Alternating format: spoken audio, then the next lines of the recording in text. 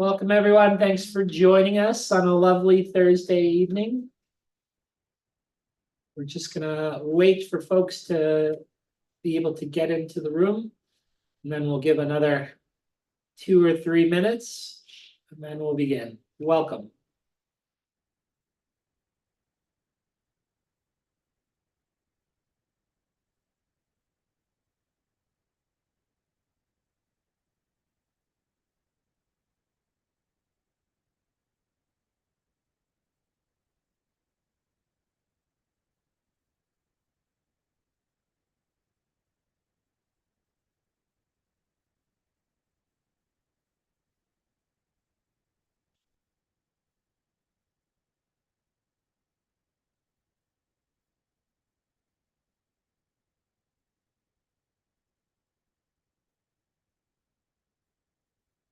Are we mute?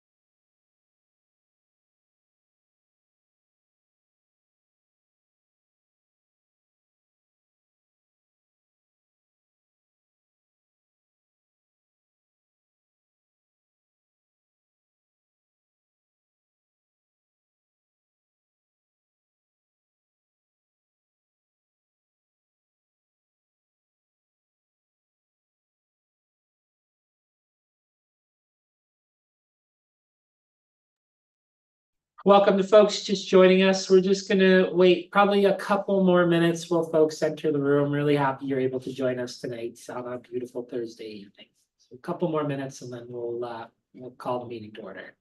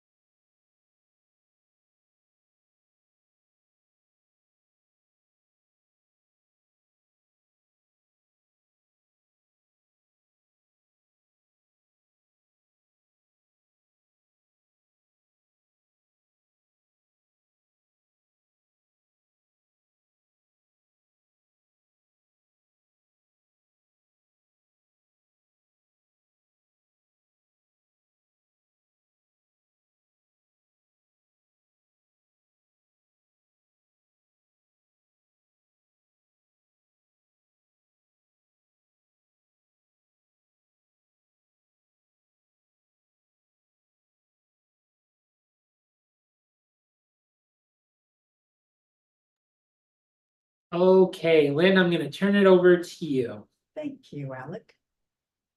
Welcome, everybody. Thank you for spending this beautiful sunny evening with us at our special general meeting of May 23rd. Calling to order this meeting. Wish to welcome you. I'm going to begin with a land acknowledgement. Land acknowledgement is critical to understanding the truths of our past and certainly our current reality. So the college is in Mi'kma'ki. the ancestral and unceded territory of the Mi'kmaq, whose inherent rights were recognized in the peace and friendship treaties that were signed from 1725 to 1779. This series of treaties did not surrender Indigenous land, resources, or sovereignty to the British Empire, but instead established rules for an ongoing relationship between nations. The treaties were later reaffirmed by Canada in Section 35 of the Constitution Act 1982 and remain active to this day. The college joins our members and our communities in the labor of reconciliation, and we are grateful to live and work together as treaty people in Mi'kmaq. As we open our meetings with a land acknowledgement, it is so important for us to engage in ongoing reflection and repair. As decolonizing ourselves and our practice includes learning to recognize the ways in which we are each affected by the various systems within which we live and work. Each of us, depending upon our social location and intersectional positionality, may be simultaneously privileged and oppressed. For example, all of us with non-Indigenous origins continue to benefit from being able to live on unceded Mi'kmaq land, but this privilege is tempered by the fact that many Black Nova Scotians have ancestors who were uprooted from their homelands in Africa and brought to Mi'kmaq against their will. And every generation since their arrival has also seen waves of newcomers seeking refuge after being displaced by imperialist violence and its consequent disasters. Our origins intersect with other elements of our identities to create the social context of our lived experience, and race, gender, interact with class, age, disability, ethnicity, and more.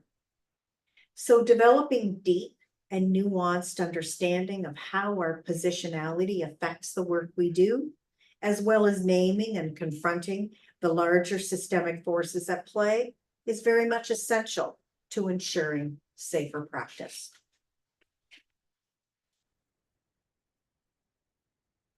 The next piece of the agenda is to look at, you can pull up the agenda as identified for our special general meeting. So I want to begin by calling for a motion to approve this agenda. Looking for a motion to approve and a seconder. You just indicate in the chat if there's someone who would be interested to approve the agenda in a seconder, please. Thank you. Crystal is approved, so we'd be looking for a seconder, and Tanya seconds. Thank you. Now, if we could turn to the minutes. Give folks an opportunity to review our minutes. This was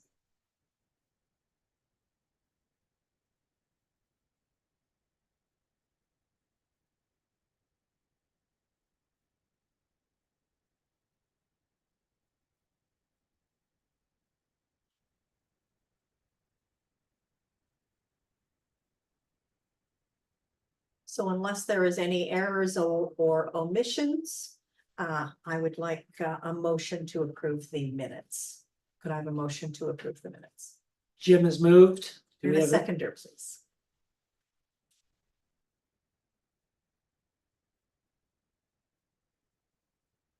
We got Jackie second. Excellent, thank you so much. Okay, now we're going to move to the meat of today's meeting, presentation and discussion of the strategic plan. Alec. Excellent. So I'm always happy to talk about the work of the college because I'm immensely proud of it and of all of you. It's important to remember that, again, we are, one of the benefits of being a self-regulatory body is that we govern together as a community in the best interest of the public that we serve, but also of the profession itself. Again, the college is only as successful as its registrants and as our society as a whole. And I think that, again, although there is much pain and suffering out there, there's also a great deal of joy and healing that's occurring. And every day, social workers are on the front line working to facilitate that healing, generating pathways towards that greater well-being, whether it be meeting clients on a daily basis to bear witness to their suffering and providing meaningful interventions and pathways, providing hope on a macro level as to what our society could be if we actually applied the values that we say we represent as Canadians, as Nova Scotians, and ultimately what we can achieve together. What I hope to achieve tonight is to lay out, again, a reflection of where we've been over the last 5 years, and then provide a rationale and then a picture of where we want to be over the next 3 years through the presentation of our strategic plan and what we heard back. I'm going to present. It'll probably take me anywhere between 30 and 40 minutes to go through all of the content. After that, we'll open up space for questions, concerns, comments, and consideration for what the next 3 years at this organization looks like.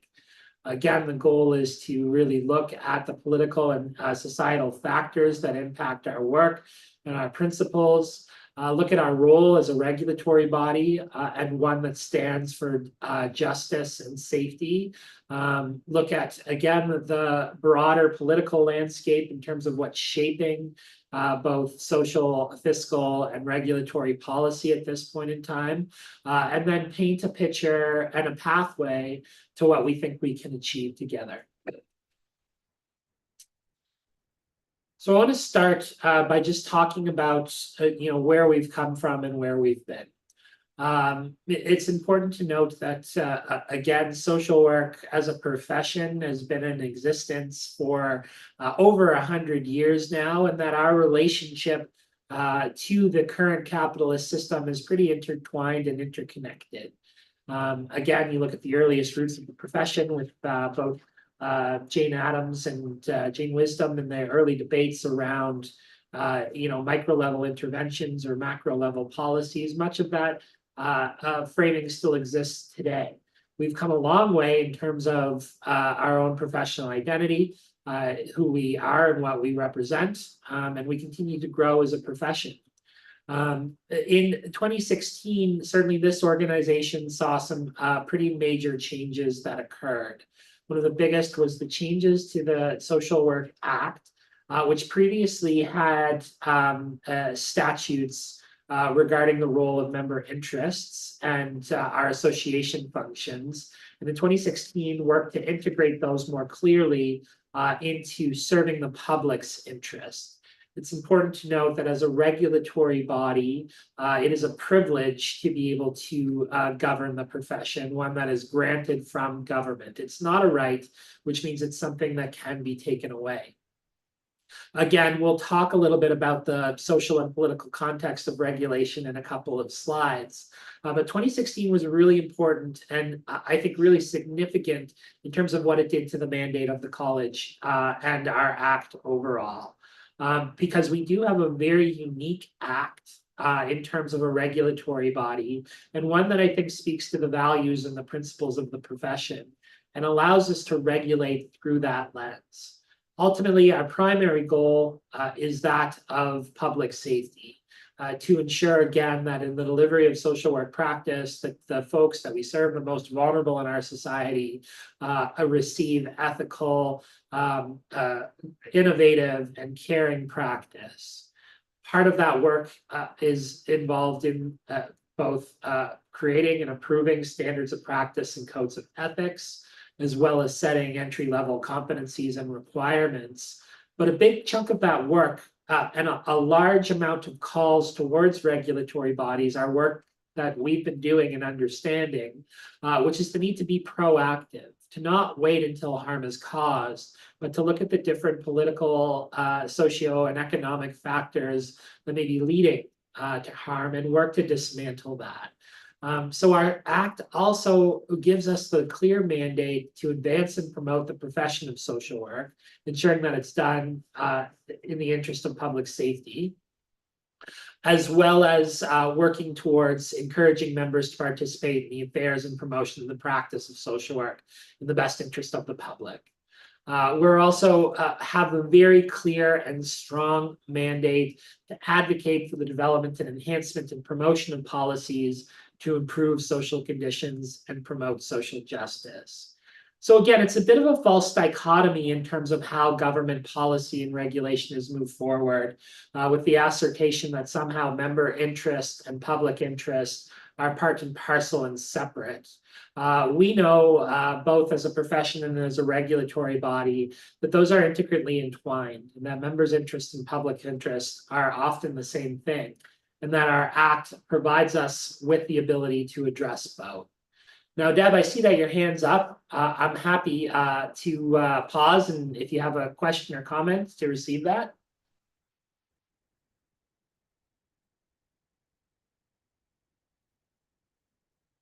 If you're able to.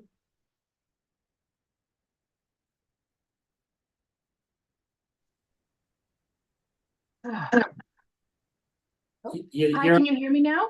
Yeah, we can. Okay, so the slides that we're seeing are still the minutes. So Okay, we're not seeing your slideshow. that is very helpful. Thank you you. for interjecting with. Thank you. How about now?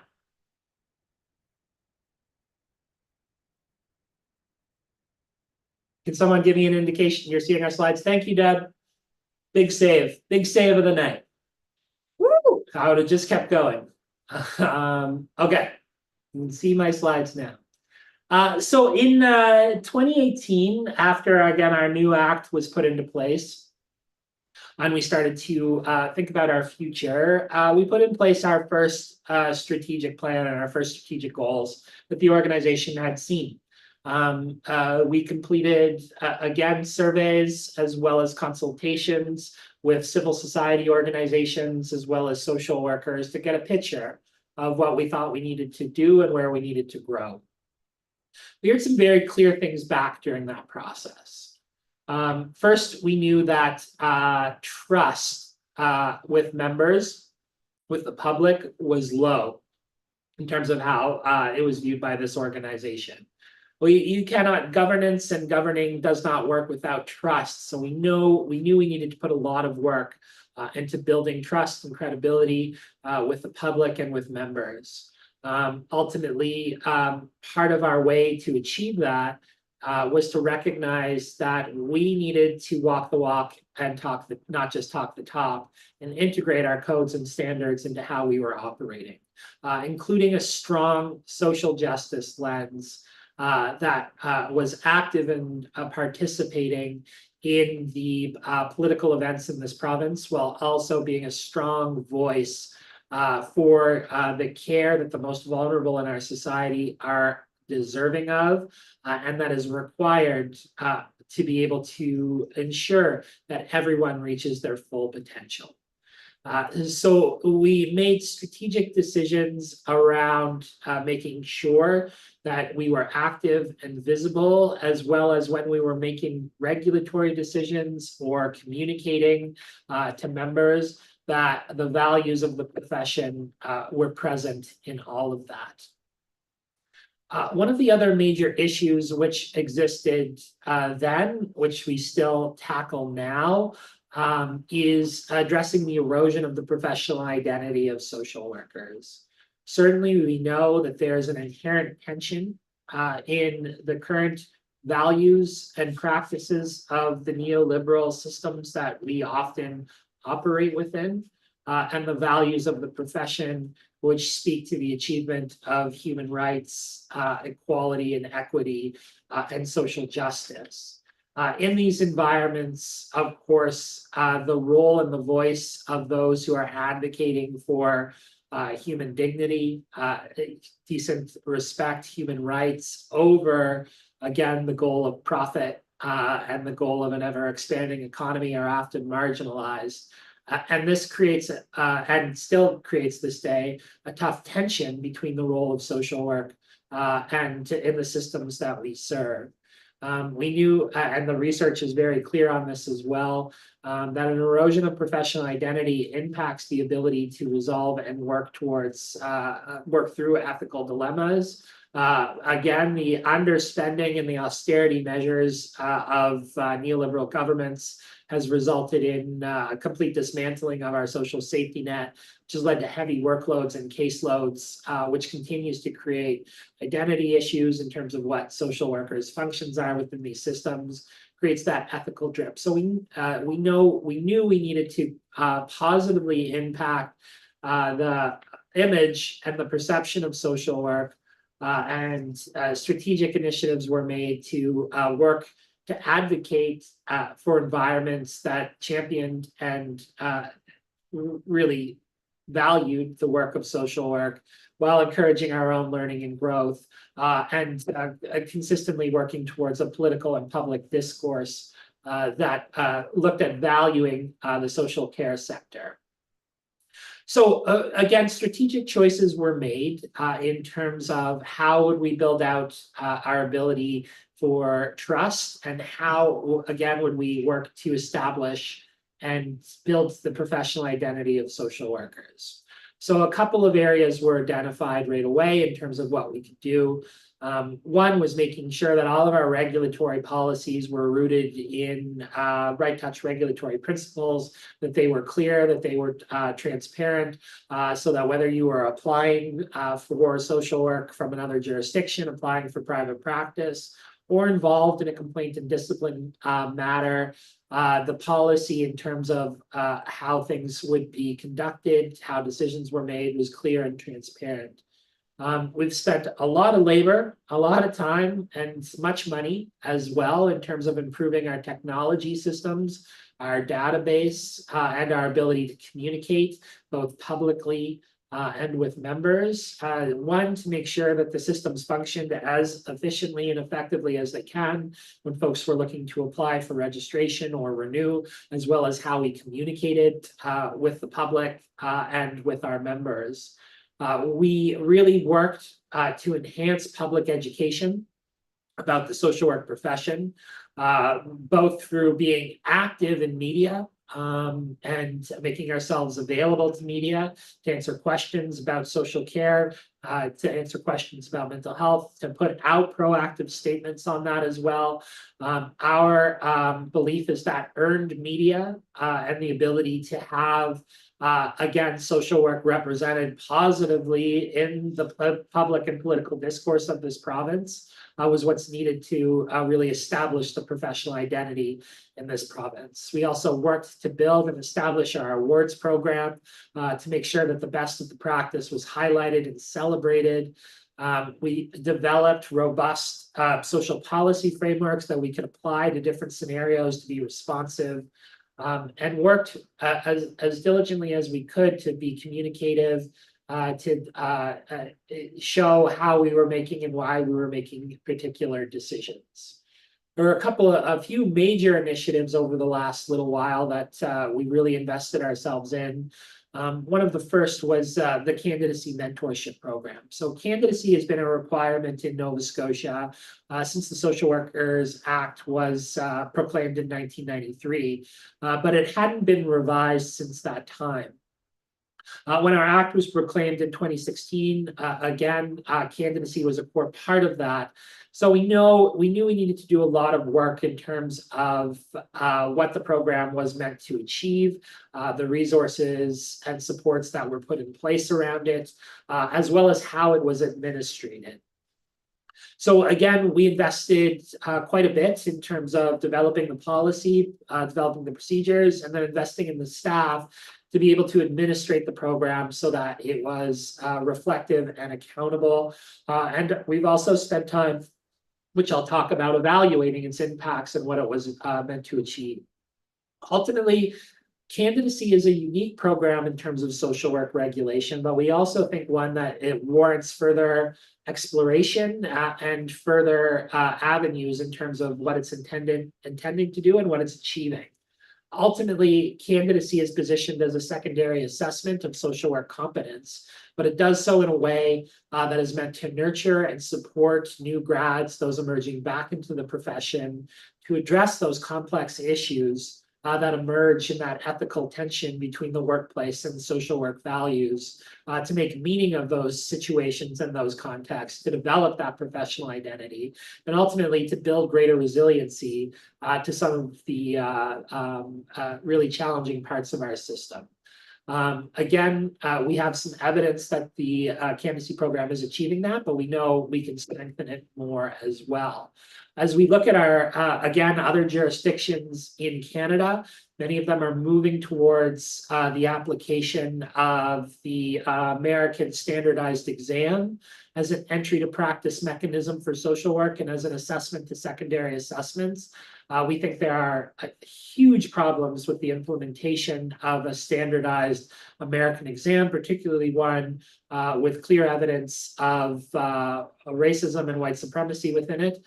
And that candidacy can and should be used as a model for how we can ensure safe and ethical social work practice. And we hope to continue to advance that. Of course, one of the other major initiatives and one of the areas that we heard a lot about when we were developing our strategic plan was the availability of continuing education and professional development.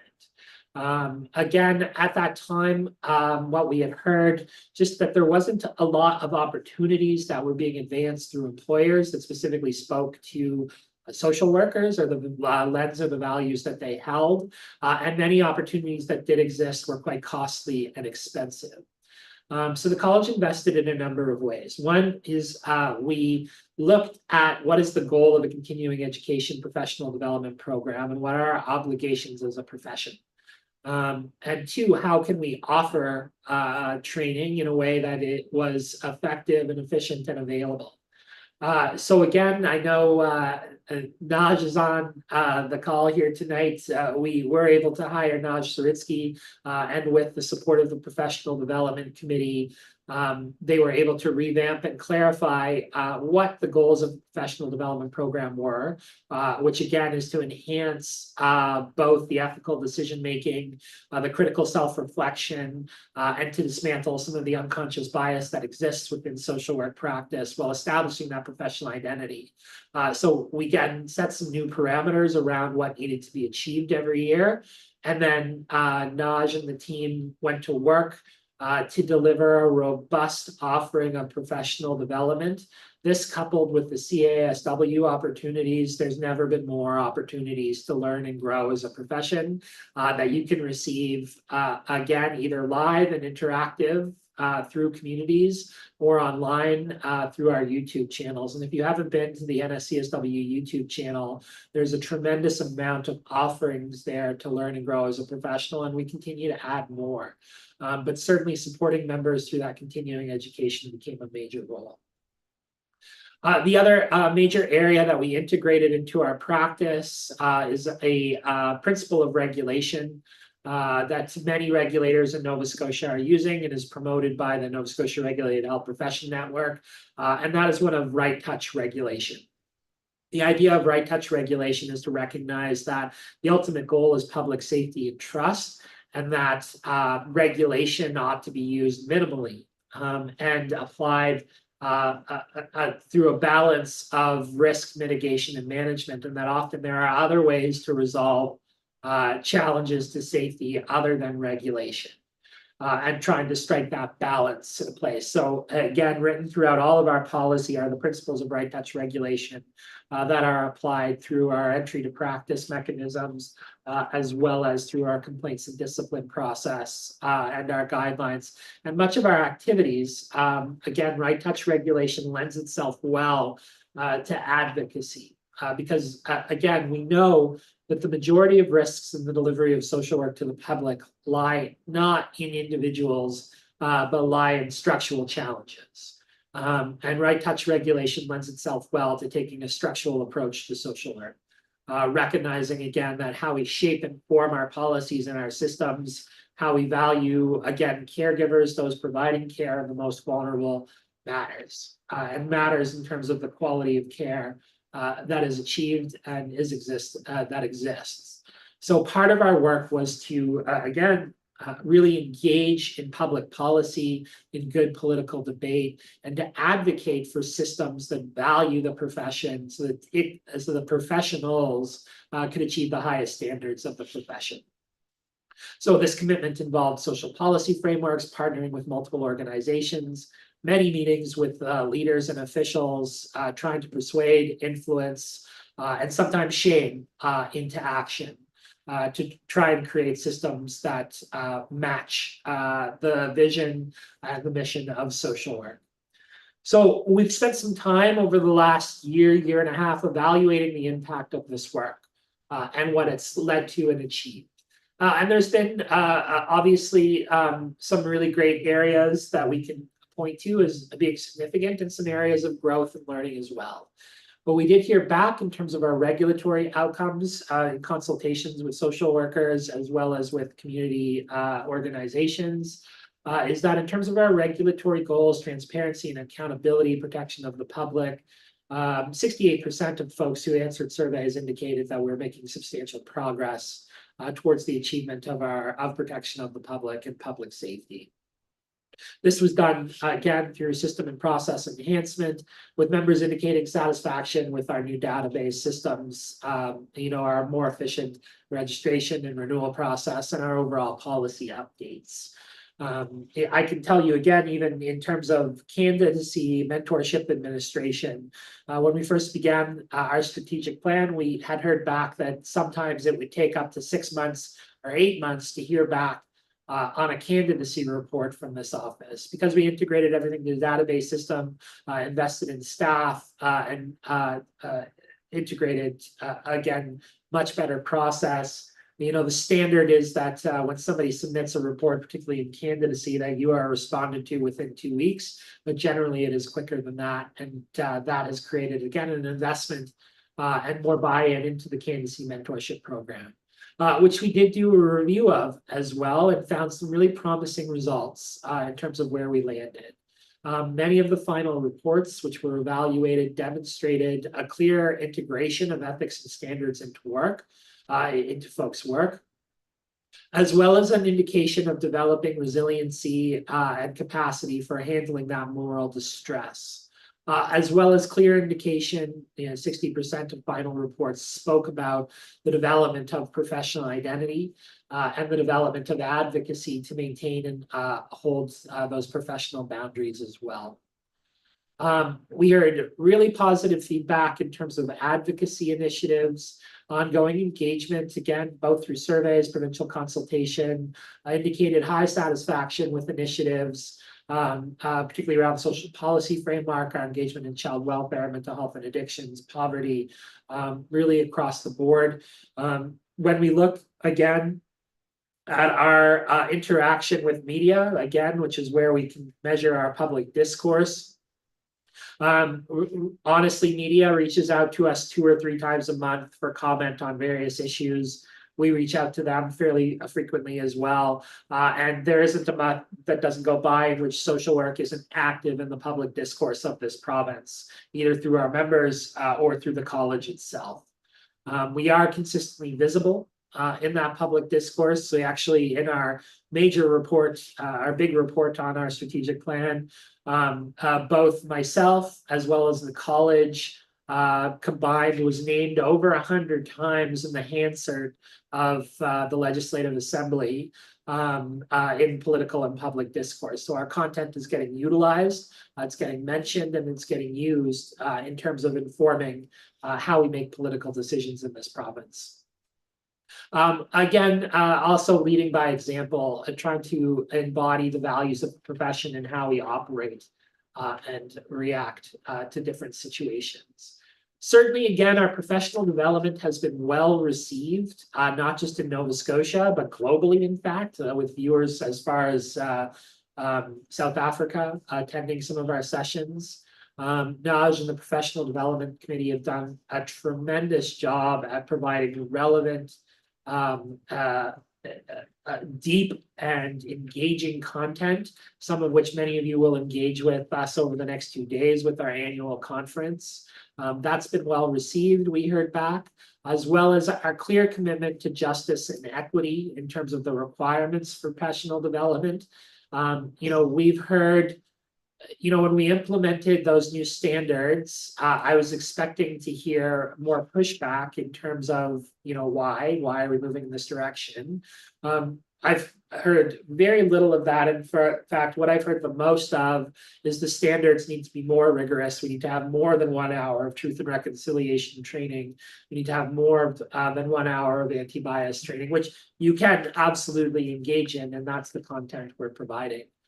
We also conducted our first ever quality assurance review of professional development last year and found a really high level of integration of the content into practice through those reflections and review.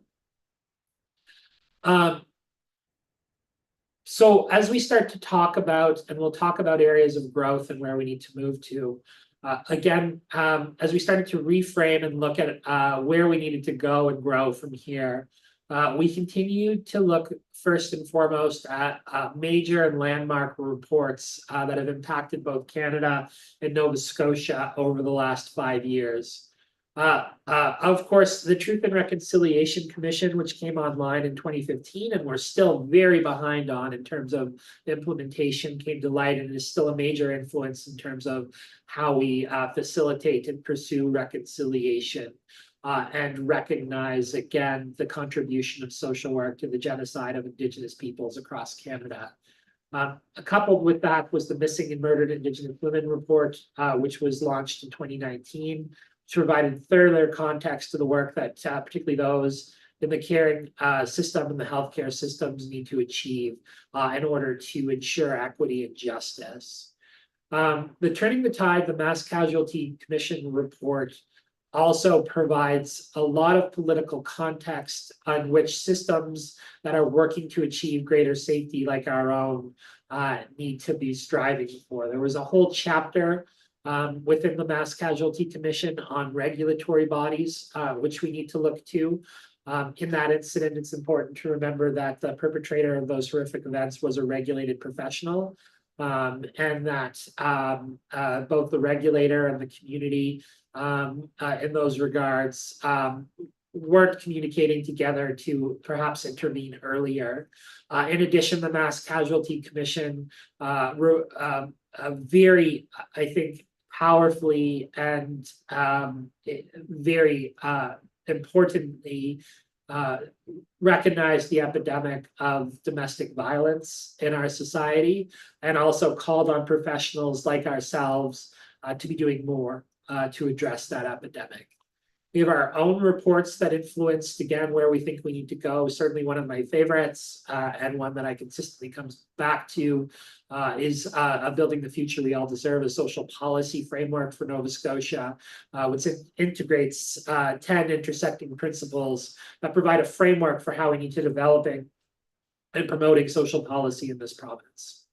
We also released a report in 2021, Repositioning Social Work Practice and Mental Health in Nova Scotia, which talked about, again, how we ought to frame mental health care and how we can improve the delivery as well as the well-being of Nova Scotians, part and parcel through better social policy, but also by making sure that social workers are operating through their full scope.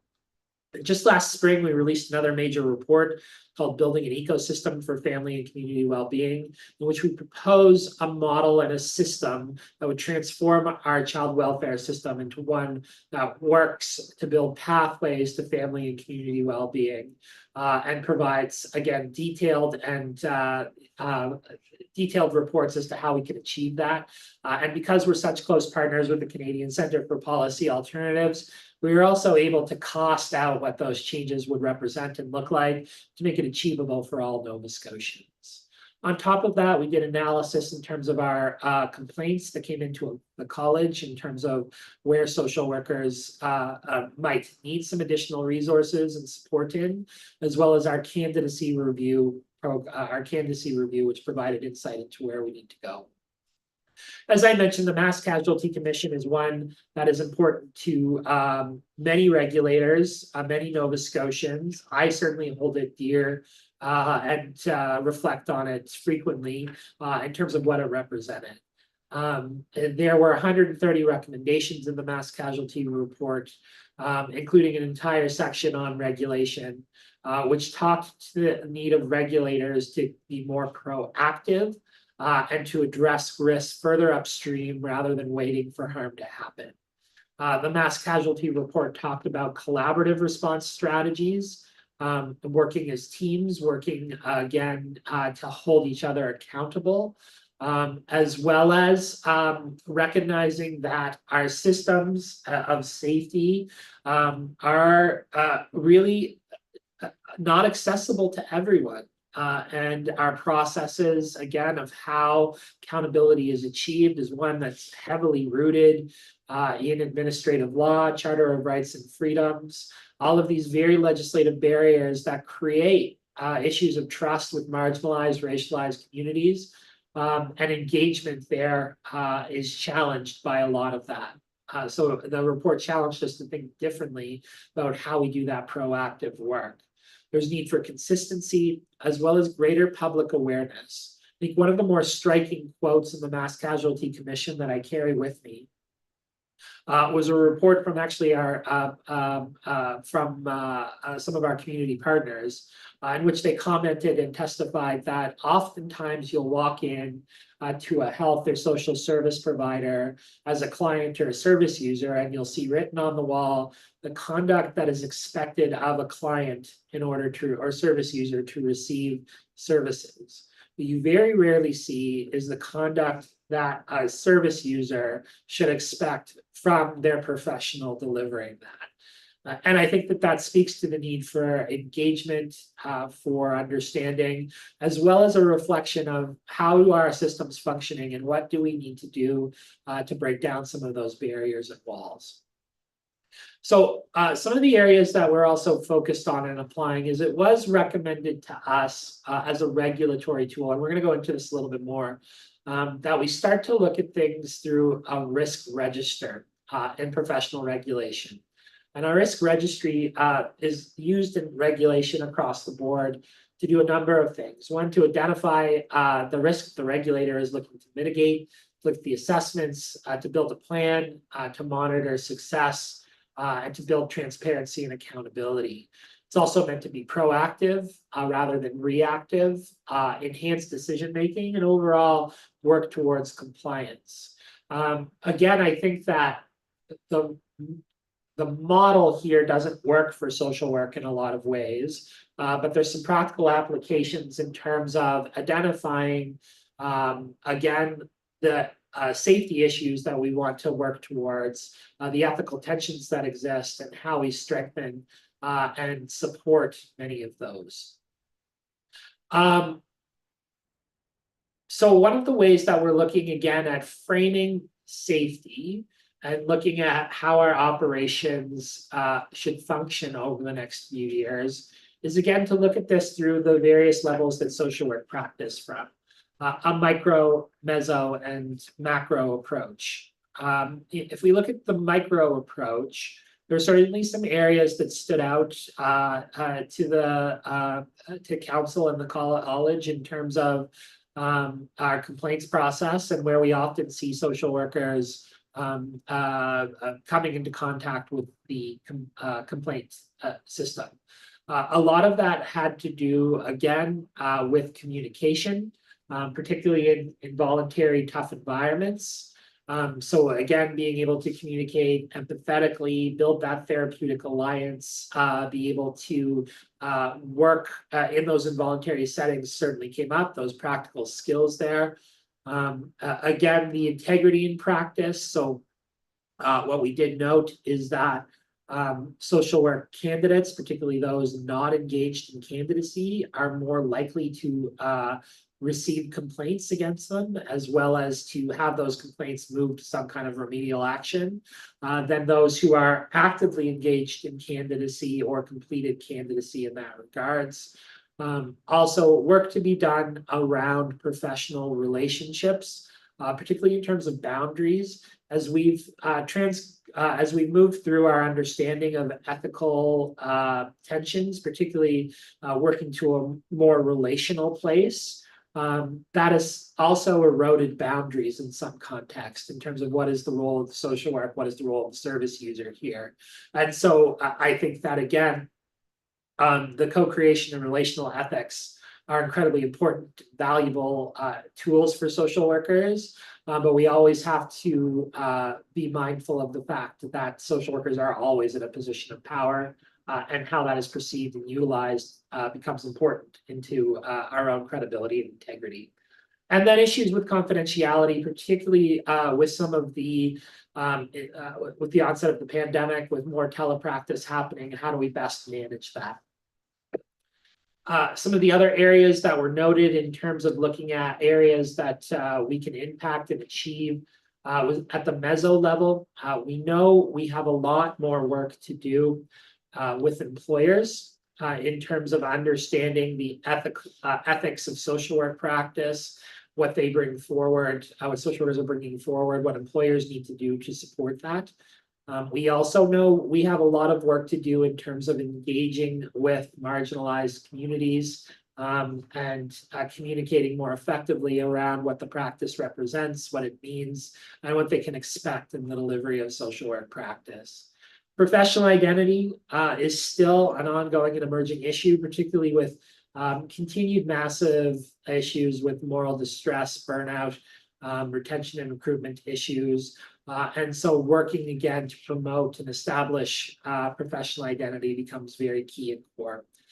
We also know that we need to do work and to build out our capacity around social work supervision and mentorship. This involves work with employers as well as work with social workers to ensure that one, mentorship and supervision is valued both in terms of financial compensation, is valued in terms of the extra work and the layer that it adds, but also recognize that it's essential to the development of ethical social work practice, recruitment and retention, and longevity and professional identity. So we know we need to work with multiple partners to be able to strengthen both practicums, mentorship, and clinical supervision, making sure that, again, we have enough folks stepping forward to fill those roles, that they feel supported, that they're guided by clear principles and guidelines, and that we recognize that in order to ensure the growth of the profession, that mentorship and leadership and supervision are core parts of that. And we know that much of the work still needs to be achieved at a macro level. We're committed to advocating for policies that promote social justice and improve social conditions. And in fact, the majority of our proactive work around enhancing safety needs to occur here. We recognize the enduring impact of our colonial roots, the genocide of Indigenous people, means that we must commit to continued healing and reconciliation. We understand again, that inequity can cultivate bias and discrimination, and with Nova Scotia's long history of anti-Black racism, influenced by white supremacy, we need to be able to take steps to clearly address this and to work towards healing and repair. We also acknowledge, again, that underlying all of this is rising inequality. Now, we hear a lot in the political and policy rhetoric that right now we're facing affordability issues. The reality is that the affordability issues are symptoms of our rising inequality, in which we've systematically created policies that allow the rich to get richer and the poor to get poorer. This has a fundamental impact on our delivery of our political systems, our social care system, and our healthcare systems. Those who have power use it all the time to benefit themselves. Those without continue to suffer. And this is what we need to continue to address and work on.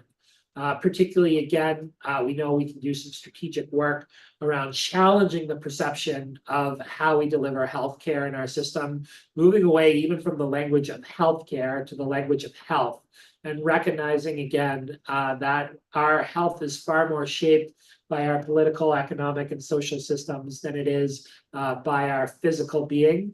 And that when we take a biopsychosocial spiritual approach rooted in the application of the social determinants of health, that our overall well-being and health is improved.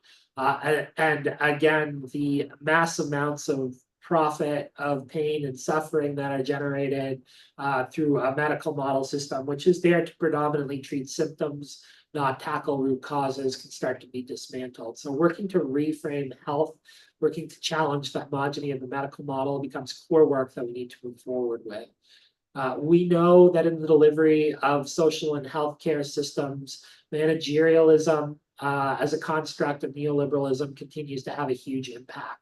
Again, we continue to have systems that are focused excessively on efficiency, on bottom dollars, and this impacts the autonomy of social workers and the devaluation of the profession. We have a lot of managers in our systems. We don't have a heck of a lot of leaders, and that's what we need to continue to try and influence. And we know that child and human rights, particularly with the onslaught of anti-LGBTQIA hate that we've seen across this country, needs to continue to be challenged on top of, again, the prevalence and the epidemic of intimate partner violence and poverty, all need to be continued to be addressed from a proactive approach in delivery of safe and ethical social work practice. So in terms of our next strategic plan, I'm happy to arrive here and to talk about what we hope to achieve over the next 3 years, and then what we heard back from this presentation when we delivered it throughout April and March. So we know that we want to continue to strengthen our regulatory mandate. Particularly, we know that we need to renew how we govern the profession of social work. Again, I want to pay tribute to Naj, who you'll note even tomorrow in our professional development, that when Naj is presenting content in regards to learning and growth, it comes twofold. One, it usually comes with some kind of subject matter expert who's talking about emerging theories or emerging practices, coupled with first voice. So what's the impact of that? How is it impacted how I'm cared for? What's my voice in this? Well, we recognize that in terms of how we govern the profession, we need to move in that direction as well. So in terms of our committees and our council, the commitment is that we look to restructure how the profession is governed to make sure that there's a minimum 30% representation of individuals who have directly experienced social work services as part of the governing body, that their voice is included in decisions around how we operate and how we advance, again, our practices. We know that we need to continue to build an understanding of intersectionality and the various ways in which our privilege and our oppressions impact our identity. We particularly know that we need to apply an intersectional framework to how we regulate the profession, recognizing that whether it be entry to practice or complaints and discipline, that folks experience those systems differently, and that we need to have multiple pathways and understandings in terms of how we apply those. So whether that means moving to more informal restorative processes in the complaints and discipline process, whether it means to recognizing scopes of practice around Afrocentric social work or Indigenous ways of knowing, that there's got to be a multiple ways of understanding the practice of regulation. So our commitment is to build a framework and then to integrate that framework into our policies and procedures. We know we need to continue to do work with our Indigenous communities, particularly ensuring that we are working towards healing, reconciliation, and systems that are recognize the inherent dignity and worth of Indigenous peoples and the various perspectives and practices that we moved on. So we have engaged in this work already. We're continuing to advance it, and we're committed to having quarterly dialogues with Indigenous social work and organizations to continue to incorporate Indigenous perspectives and practice into both social work practice and regulation. We know as well that we need to integrate Afrocentric social work practice We also know that we need to make stronger commitments towards reparations, recognizing the harm that has been done to communities in Nova Scotia, the legacy of enslavement in Canada, as well as the prominence of anti-Black racism. Shouldn't be lost on Nova Scotians that the very first race riot in all of North America happened here in Nova Scotia. That legacy continues this day, and we've got to take a proactive approach in terms of reparations and healing. Part of that process will be to both develop and integrate a code of ethics and standards of practice that reflect our commitment to inclusivity, equity, and justice. We've already started this work. The CASW has presented a model for us, and we hope to advance and bring that online within the next year. In terms of our governance structure as well, I know I have members of the clinical committee here as well. We've continued to advance and will continue to advance the role of clinical social work, in particularly the delivery of mental health.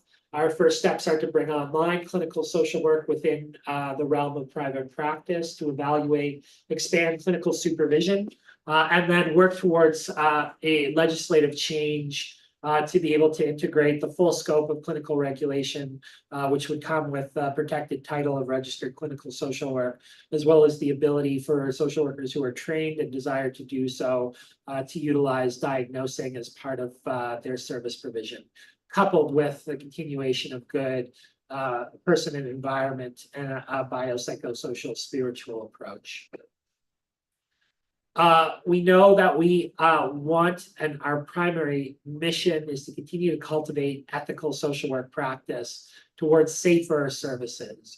Our whole conference tomorrow and the next day are going to be focusing on this and the recognition that we can never guarantee everyone's safety at any point in time, and that it is our goal to continue to build a culture of safety, which is embedded in reflection, renewal, and forward thinking, and accountability to work towards creating safer systems, including our own. Part of this process will involve implementing ethical mapping. Again, this is a reframe of that risk registry to be able to map out how we are influencing and strengthening ethical social work practice at a micro, meso, and macro level. A commitment to continue to revitalize the candidacy mentorship program. Particularly, we know strengthening and professionalizing the role of mentors is a big part of that. We have continued work to do around advocacy for social policies to enhance social conditions and improve social justice. We also know that the health and well-being of social workers and their professional identity needs to continue. And in fact, we need to strengthen the mandate to advocate for systems to do campaigns around strengthening the health and well-being of social workers across the board. We know that in all of this, in order to achieve our goals, meaningful, robust dialogue and integration and collaboration are key. So in order to achieve this, we really want to ensure that both members and the public have a clear sense of the role and responsibility of the college. We need to strengthen relationships with core collaborators and partner to enhance our collective impact in the delivery of social work. This includes, again, working more closely with our educators, working more closely with some of our core partners, particularly organizations like the Association of Black Social Workers, organizations like the Mi'kmaq Rights Initiative and the implementation of child welfare in regards to this, as well as our many community partners, which we've facilitated good and robust relationships with that we need to continue to advance.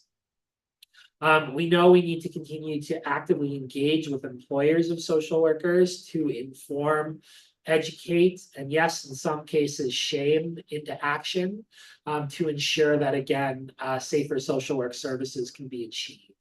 Again, when we look at some of the fundamental policy put in place around child welfare, the lack of action there, we know that we can do better and that we can call government to account towards those goals.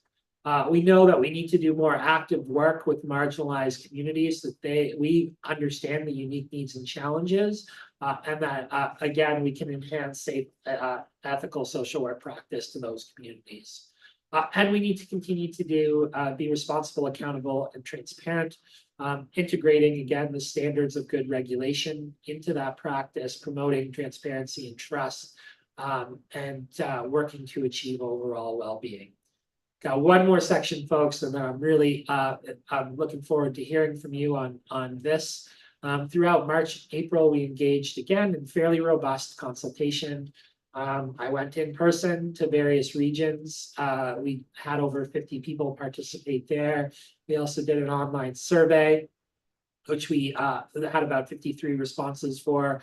We also did individual sessions with Mi'kmaq Rights Initiative, Dallas School of Social Work, Cape Breton University, as well as the Association of Black Social Workers, to kind of gauge where we were and where we were headed. And we certainly adapted our strategic plan and what we're proposing from there.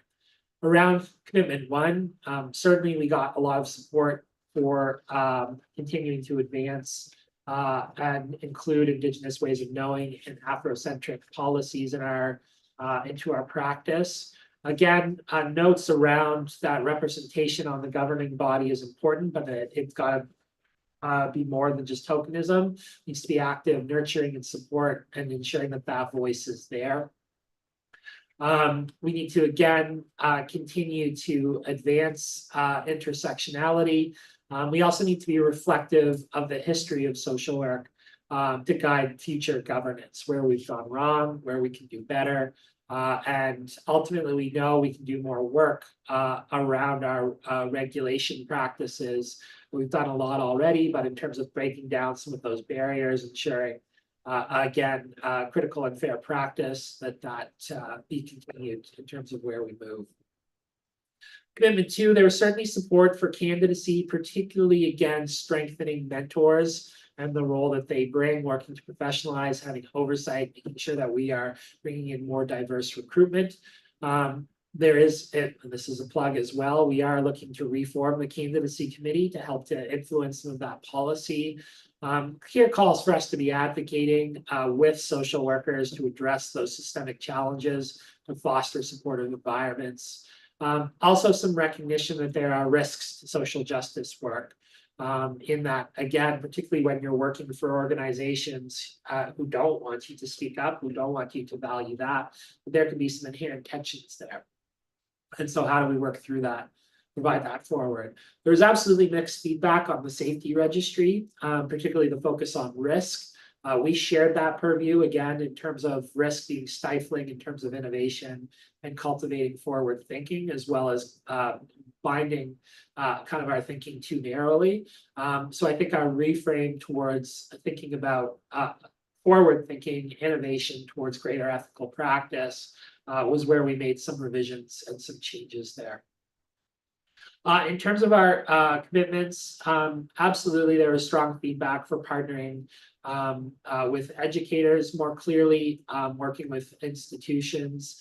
One of the things that came out fairly strongly was, again, I had an educator tell me the other day that even the trends in education have shifted, where at one point in time, maybe 30% of social work students were requiring student loans. That's moved to 60%. Of course, everyone is aware of the rents and food issues that exist. So there's a real call for how do we advance paid placements? How do we address barriers to support, again, learners in advancing their career so they don't get too far behind financially. We're certainly working with the CASW as some exciting initiatives in terms of that. To start to advance that. Again, continued calls to do provincial campaigning, to continue to try and push how the public understands social work and its contributions, and continuing to try and be more active in workplaces, to advocate on behalf of the profession, what it represents and what it stands for. And then on commitment three, absolutely, engagement, public perception, all of that has an impact in terms of how social workers are perceived. But we also need to recognize, the profession's historical roots in colonial practices, and how we start to dismantle that. Those were some of the comments we heard back. Financial pressures on top of that, and also recognizing that we do need to work together to continue to bridge gaps and ensure that social work can achieve its full potential. So with that, folks, I'm done talking. I'm very happy to receive, we all are, comments, thoughts, considerations for what our next 3 years look like. So I'm going to stop sharing. Folks are welcome to turn on their cameras and their microphones if you want to put your hand up so we can call on you if you have a comment or a question. We're happy to receive it.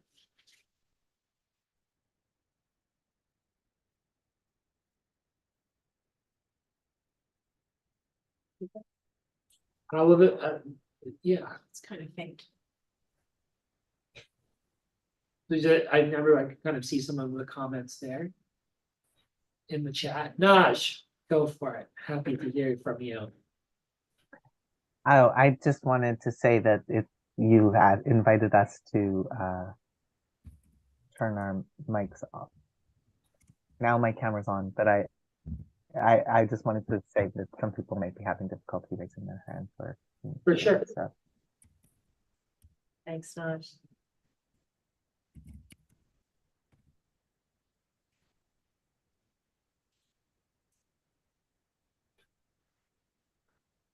Can I speak about the Action Coalition? Yeah, I can, Dom, and I'm always happy to see you at those meetings as well. So one of the partnerships that the college formed and generated and created, in fact, was a political advocacy group called the Nova Scotia Action Coalition for Community Wellbeing. The mandate of that group is to achieve a Nova Scotia that is free of poverty. The organization formed around the recognition that there were many different groups and organizations working around anti-poverty, and that oftentimes those efforts weren't necessarily streamlined, consistent, or coherent. And so the goal was to pull multiple groups together and to develop and provide an advocacy voice to be able to influence the political and public discourse. So we've been engaged in a number of campaigns, some successful. One of our bigger ones is a campaign called Housing is Health, in which we took the 94 recommendations from the CCPA's housing report and translated them into a campaign and a list of demands. One of the major ones there was rent control. And certainly our campaigning helped to implement that. In addition, one of our big projects right now is around fixed term leases, which we know many problematic landlords are utilizing to get around rent control in order to continue to raise rent and put people in harm's way. So Rebecca has put the website in the chat, so you can check that out. We are an active member and partner. People are welcome if you sign up on that website to the mailing list. You will get invited to meetings, and everyone's welcome to attend. So Alex, can I say something? Yeah, please don't. Thanks. And so I just want to put in a plug here for the community health boards. There are 35 or so of them around the province. And my interest is in seeing all of those community health boards come on together with the Action Coalition with the aim of, as you say, elimination of poverty, and that we can all agree on, a main strategy such as guaranteed basic income or something to that we can all agree upon. And I think that would add a lot of strength and voice to the work of the coalition. And so I would like to encourage my social work colleagues to seek out the community health boards in their areas and talk with them about this, about joining the Action Coalition.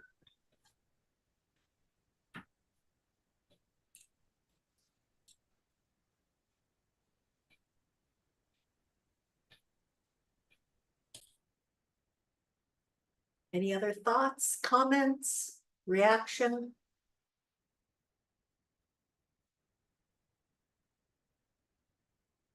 I am very interested and excited to hear about the vision and the intention to be engaging with employers more about obligations for supporting social workers. I am curious about if you can talk a little bit more about if that work has started, what the vision is for it, what might be involved in it, because I think I can anticipate a lot of challenges and just yeah, curious about some of the hopes and the plans to work through those challenges. Yeah, thanks for that, Eva. And yes, the work has started. Naj and I and a committee have been starting to strategically look at where we might be able to have an impact. 'Cause there's a lot of work to do there, as I think your comment was reflecting around. So we're trying again to figure out, and each of the different sectors require a different approach as well, right? Like you can look at social work, the dominant sectors are health, child welfare, and then the community sector, right? Each with different needs. Lynn and I have been continually actively involved in child welfare, and are seeing progress, right? Absolutely. In terms of employer engagement there, in terms of even something as simple as candidacy, right? Child welfare has some of the least compliance with the candidacy program in a sector that should have the most. Right? We know the value of mentorship. We know the value that it brings in terms of developing that professional identity. And so, we've continued to talk to the leadership, the executive, the ministers about, again, the role of social work, the role of candidacy, trying to persuade and influence in that regards to work towards that. We've also been working much more closely with our educators as of late as well in terms of employer engagement. One, to talk about the role of regulation, to talk about the necessity of it, to try and integrate with social workers more in terms of what that's going to represent and look forward with. We've also health is a much tougher beast, as I know Eva, as you do work there, and where a lot of work needs to be done as well. Ultimately, we've been able to do some good work in mental health and addictions and have some solid relationships with the leadership there. Of course, it helps that the leadership there are all social workers. But we know we have more work to do in terms of primary and acute care, and then the community sector as well. So Naj has been working and liaisoning with the Ontario College of Social Workers as well, which has run for the last 5 years a fairly successful campaign around employer engagement, using tools like LinkedIn and surveys and promotions to kind of reach directly out to employers in terms of that regards. So we'll be implementing some of those strategies as well. Part of the other thinking here is that we are always growing as an organization. One of the tactics that we are taking is council has approved an extension of a current position into a social work position, an associate registrar role, which will then relieve a lot of my pressure as the registrar, so that I'm able to do more of that liaisoning and strategic work. I am told I'm fairly stubborn and persistent and don't go away easily. So I hope to apply that to health as well, once I free up some of my time to really integrate and infiltrate some of those systems, I guess, more. I should say that we don't want to pathologize your stubbornness. I think we all love it and are grateful for it. So yeah, that's the strategy right now, kind of multifold and threefold, but we do know we need to do more in health one of the plans that I do think that we are going to implement in the fall is to transition to a health committee to help with that. So focusing on primary acute care as well as mental health care, and with a mandate of both looking at guidelines and standards there, but also that work with employers to engage around what this work should look like. David, does that? It does. And I could talk about this all day, so I'll stop. But I just one final point of curiosity about the committee you're mentioning.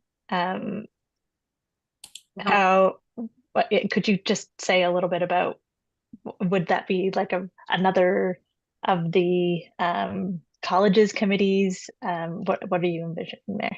Yeah, I think it's going to be, I mean, council still needs to talk and adjust. I think the idea would be that we, because the Social Justice Committee has been focused on mental health. I think the idea is that we would extend the Social Justice Committee, reframe it, because it's already been doing this work more broadly, to a health committee, with that social justice mandate still being there, but having a more focused approach on health as a whole. Jim. I thought probably you were going to go to Dom next, so I was. I think Dom is a legacy here. Yeah. I don't. I'll go next. I just wanted to. I don't have a. I've been reflecting on why our numbers of participation are as low as they are. You know, there are 30 some of us here this evening, and it's wonderful that we're here. Those of us who are here are here. But I don't know what our membership base is, but it's somewhere between 2,000 and 3,000, I think. In the online survey that sought feedback about strategic directions, there were about 50 people who responded. And I hear comments quite a bit about how few people, the small number of people who are carrying the load of mentorship. And I don't know if there's any reflection on that, but I somehow connected with that thought in my own head as I was listening to your review of where things are and where we might be headed going forward. I guess I was sort of asking the question of myself, what's expected of ourselves as individual social workers in terms of our responsibilities? Sometimes I hear us. I know we have a lot of problems because I've experienced quite a few of those, and I hear about them a lot from from colleagues and friends who are social workers. But I find myself wondering, and I think in that context, it's as if we're presenting ourselves as victims, that we're the recipients of trouble. But what is it that is what are we called upon to be doing as individuals, and what can we do to find more of us to help carry the load? Because that seems to be an important ingredient in success. I don't know if there's an answer to the questions that I'm asking, but it's what I find myself thinking about. I do want to put some context on that, Jim, because I think it's an important question. Engagement comes in a lot of different ways. And how folks participate and how folks actualize their vision. I think the first context that I put in place is that we have to recognize who social workers are and the demands that are on them at this point in time. So our demographics very clearly show that social work is 85% women and 85 and trending young at this moment in time, most being in that quote unquote millennial category or younger. So what that means of our members is that not only are they providing complex care on a daily basis in the workplace, but because of our patriarchal society, they're also providing complex care and doing a ton of labor at home. And so the ability to be able to manage all of that mental load is a tremendously hard one. And so, yeah, I'd love to see engagement move forward. I'd love to see more people involved. But I also take it as a place of what else do people have to give at this moment in time? Because a lot of our members are giving a lot of themselves in a lot of different areas. So I think it's contingent on those of us who can and who are here and are willing to do that work to carry some of that load for folks who are doing a heck of a lot of unrecognized, unpaid and underappreciated labor across the board.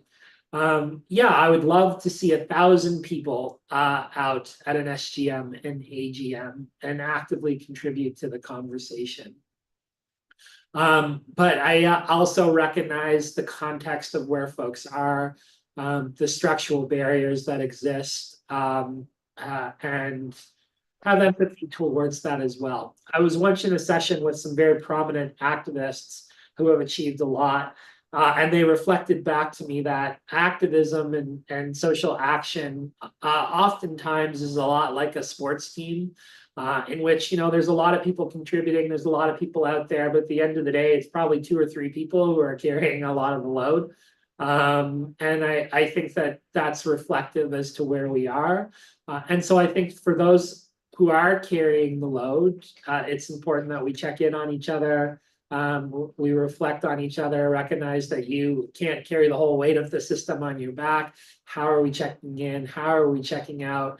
And how are we also, for those who may not be able to give more, where are we finding points to connect and to resonate? Where are those opportunities? I can tell you, again, just a story in the last 2 weeks.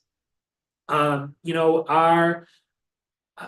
the nature of child welfare is such that honestly, in my 8 years here, I get 2 or 3 calls from social workers a week asking for ethical consultations on various matters.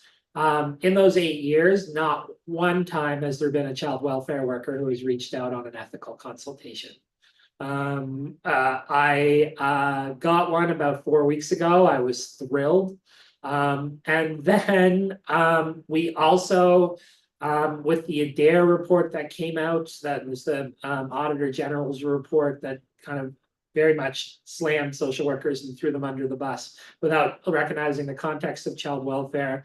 There was a real opportunity to engage with child welfare workers there, and we seized it and gained some more trust and support and got some more people to engage in that process. So I also think it's about seizing opportunities.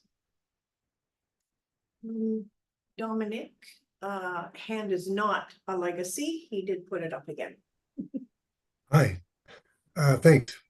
So I'm interested in following up on what we were just talking about regarding DCS social workers. As you know, we have a network up here in Pictou County, and we do endeavor to provide ourselves with professional development. But it's been pretty thin on getting people from DCS to be able to connect with us. I'm interested to know if you've been able to gather any conclusions around how DCS workers see their professional development needs, what topics, what issues, etc., seem to crop up for them that we could perhaps do more to answer here in our network meetings. Perhaps they can be rearranged in some way. The Zoom meetings seem to work better when we were operating. I mean, more of them were able to attend rather than in person. So that's something we might go back to. I'd like to see us, involved more with the DCS workers, but I don't know what really they feel are their professional development needs. Yeah, what I've heard is really consistent across the board. You know, attachment trauma are big areas that they are looking to gain support in, which we do offer. You know, with child welfare workers, it's not. I don't necessarily know that it's the content that really matters. I think we put out good content. I think honestly, it's about working with the employer and working with the social workers so that the employer says, yeah, go to the college lunch and learn. That sounds like a great opportunity for you to move to. or go in that direction. And part of that is the continued work of working with leadership, ultimately transforming the leadership there towards understanding and benefiting the profession. It's really interesting, again, the data and child welfare, and this is a shock to no one at this point in time. You know, we've had a number of data sets now that have pointed to just the complete lack of trust that child welfare social workers have in the leadership at the Department of Community Services and vice versa. It's reflected in the how is work going surveys internally. It's reflected in the CASW report from a number of years ago. It's reflected in the fact that last year, 2022, 2023, there were 124 resignations in child welfare, which represents 30% of the workforce.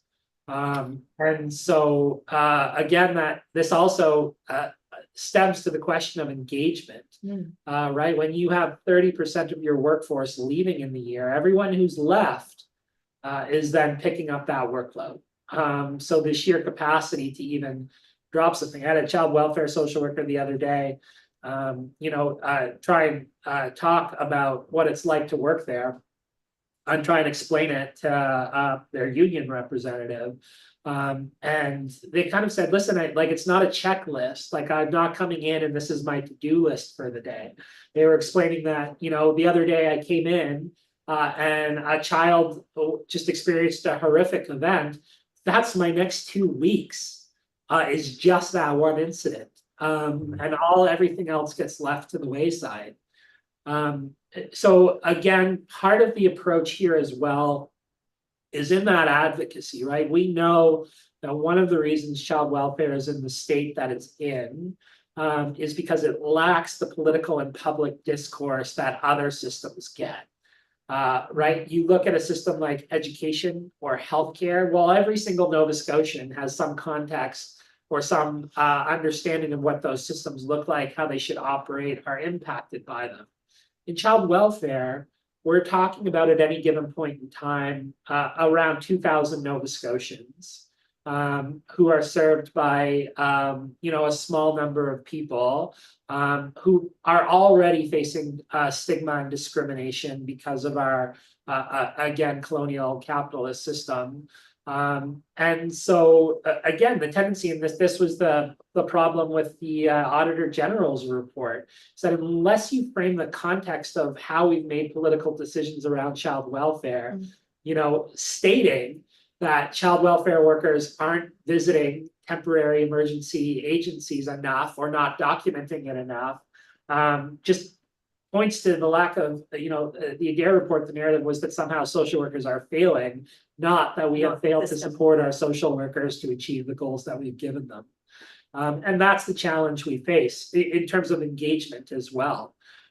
So it's not, I don't know if it's as simple as just content, because I think we have good content. I think the real challenge is how do we value, push forward, and advance that profession. And I would, if I could add to that, Alec, Dominique, I think your question is around professional development needs. You know, I would look to certainly the, you know, Canadian Association of Social Workers. They did a study in terms of what are the national needs of social workers. Social workers in child welfare in Nova Scotia, really, there is the themes are national themes. I know Dalhousie certainly are undergoing their own study in terms of what are some of the professional development needs. I think with respect to communities, I like Alec, I don't think that the focus is content in terms of professional development, Dominique. I think the focus is in communities, how can we wrap our arms around social workers? How can we ensure that there is public awareness and understanding of their role and a value of their role? You know, as Alex said, in terms of the Adair report, the social workers in child welfare were felt, you know, to be blamed for a system issue.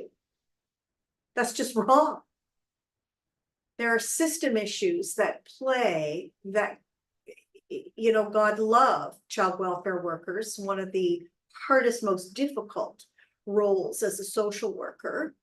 You know, they need to have the support of a system to actually serve in a way that they know they want to, that they feel proud. I hope that's helpful, Dominic. So I want to come to Jenna's comment here, yes, because it's a good one and one that I'm excited about in terms of some of the advancements we've made in a little while, and that's engaging with social work students. So we know this is really a priority for us, and we know we want to do more here.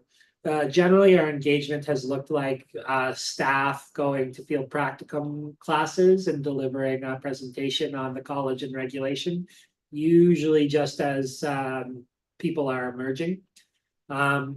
We know that we would like to be more strategic in terms of relationships and integration with the college and fostering that relationship earlier. Again, even in terms of the goal of professional identity, you know, one of the goals of the standards of accreditation for schools of social work is to foster professional identity through an understanding of professional regulation. And so we've got a number of initiatives that are underway right now with our educators, both at CDU and at DAL, to try and support this, to get in earlier to talk about professional identity, the role of the college, what we're doing and achieving, and how to strengthen that. In addition, so starting to plan out more intentionally where the college plays a role in education, where we're having dialogues and build an integration streamline from there. So that's an important approach. One of the other important approaches that council has certainly fought for and pushed for as well is recognizing again the barriers to education, the financial burden that is on place. And recognizing that we should be doing more, particularly in terms of bursaries to students to reduce some of that load. So council in the budget being presented on Saturday extended bursaries to try and give more out to students so that more could receive it and reduce some of that financial barrier.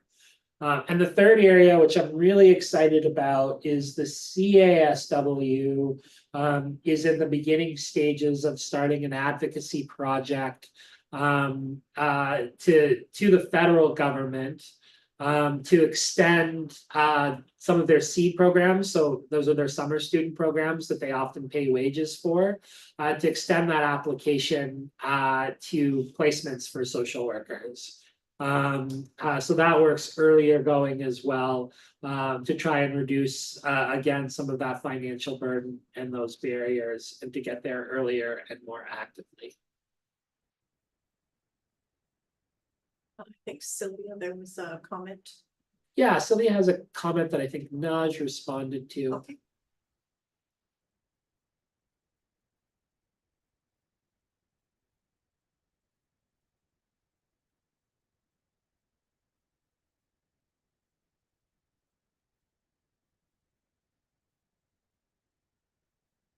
So, in terms of our next steps, again, this was kind of the final checkpoint on the strategic plan. Council meets again in June. At that point in time, they'll be in a position to formally adopt and put into governance policy the strategic agenda. If anyone has any thoughts, reflections, thinking about what's written there before we get to June, please feel free to send them to us. As again, we want to be reflective of where we are as a profession and what we want to achieve over the next little while.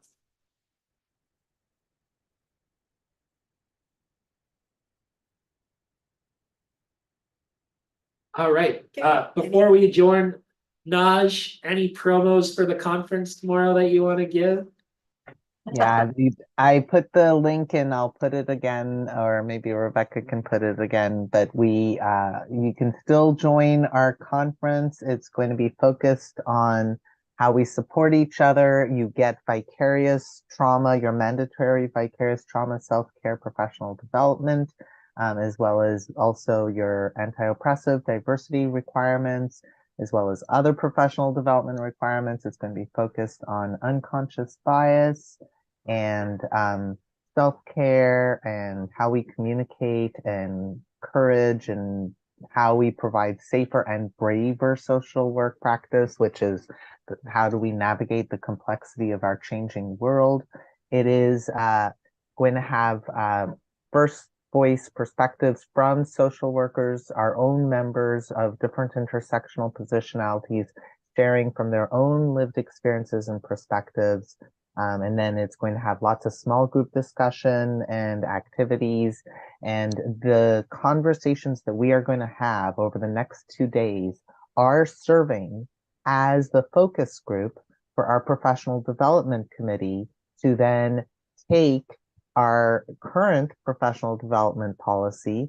And over the course of this summer, and this is also a call out if anyone wants to join our professional development committee or any of our committees, we'd love to have you.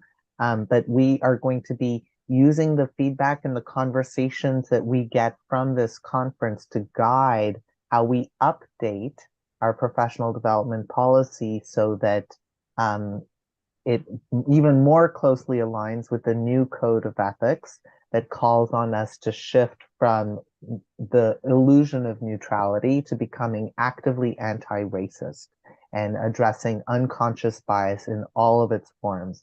So each of us, by virtue of being in a racist colonial system, we cannot help but absorb that. I'm giving a small quote from our incoming president, Robert Wright, who is amongst the speakers who will be attending the conference and speaking on our panels. He spoke very, very beautifully. Everything's been pre-recorded just in case there's any technical glitches. So he actually talked a little bit about how we all absorb unconscious bias. We all have it. So the question is, how do we talk about it? How do we own our stuff? How do we speak truth to power? Do we call people out? Do we call people in? Do we call people up? Do we call ourselves into the conversation? How do we begin to have all of these conversations? What does it really mean to decolonize ourselves, our practice, and our world?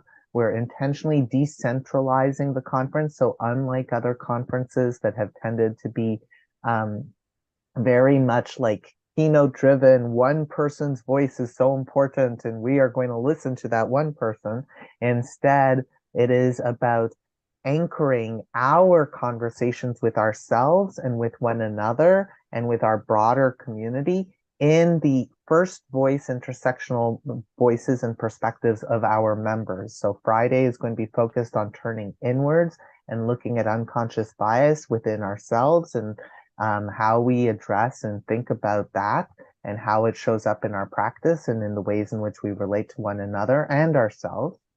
And then Saturday is going to be focused on courage and self-care and authenticity and what does braver social work. So safer social work is the overarching theme, but then what role does bravery have? And in that, hopefully it'll contribute also to the ways in which we are going to be working to implement together collectively this incredibly brave and courageous and progressive and decolonizing strategic plan that we all have contributed to. So I hope to see you all there. It is not too late to sign up. Thank you, Rebecca, for putting the link in there. It is going to be all virtual. We initially envisioned having pieces of it being in person, but unfortunately, our members have shared that at least at the end of May of 2024, a lot of people are traveling and they're going to be joining us more virtually than in person. But however you join us, we're just grateful to have you. And it is not being recorded. Our conferences tend to be just live and in the moment. Thanks, Naj. Okay. You can join us. Thank you again for taking your very precious time to be with us tonight to talk about our strategic plan.